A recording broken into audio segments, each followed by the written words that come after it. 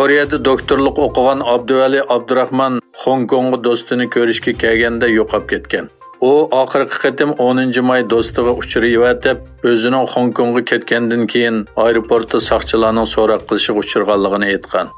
Xalqaro kechirim tashkiloti 26 may juma kuni bayonot e'lon qilib, uning Xitoyga o'tkazib berilish ehtimolligiga qarata andishini bildirgan va uning darhol qo'yib berilishini talab qilgan.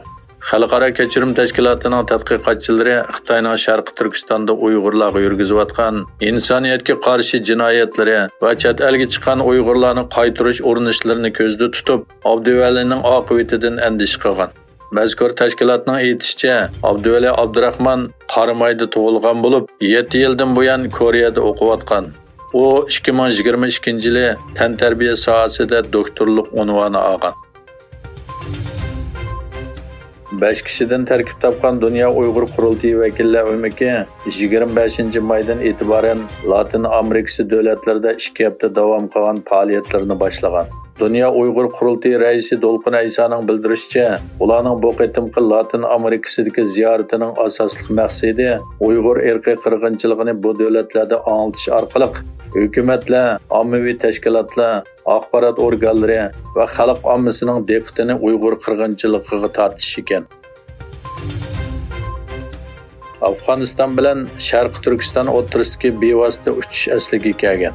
Egilinishcha, Xitoy virusi sababidan Afg'oniston bilan Urumchi orasidagi bevosita uchish 2020-yilning 5-ida to'xtatilgan bo'lib, Ariana Aviasiya shirkatining Kabuldan Urumchiga uchadigan haftalik navbatchi aeroplani 24 maydan boshlab normal holatga kelgan.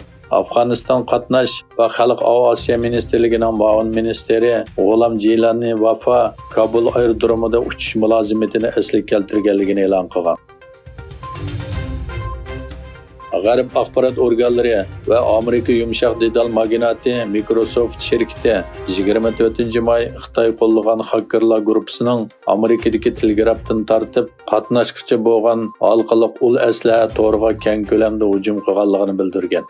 Microsoft shirkati e'lon qilgan dokladda Amerikaning muhim harbiy bazasi, shundaqla strategik ahamiyatga ega Guam harbiy bazasining Xitoyning to'g'ri hujumiga uchirganligi hamda bu hujumlarni rad qilish qiyinligi to'xtaganligini bildirgan. Amerika Savdo vakili Katrin Tai Osiyo Tinch okean iqtisodiy hamkorlik savdo ministrlari yig'inining bir qismi sifatida Xitoy savdo ministri Wang Wintao bilan ko'rishgan. Yig'in jarayonida Xitoyda faoliyat qilayotgan Amerika shirkatlariga qaratilgan tadbirlarga qarata andishlarning o'tirg'i qo'yilganligi, Tayning ikki davlat o'rtasidagi ochiq aloqani saqlab qolishning muhimligi ta'kidlanganligi bildirildi.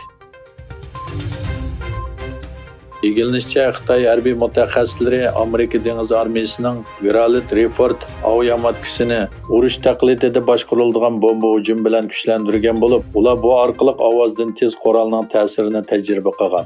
Janubiy Xitoy Atiganlik pochta gazetining xabariga qaraganda, sinaq va o'lchash texnikasi jurnalda e'lon qilingan urush taqlid qilish usuli Amerika aviamatkisining Xitoyning ogohlantirishiga qaramasdan Janubiy dengizdagi Beijing egalik huquq talab qilgan bir orolga yaqinlashgan ssenariyni asos qilgan.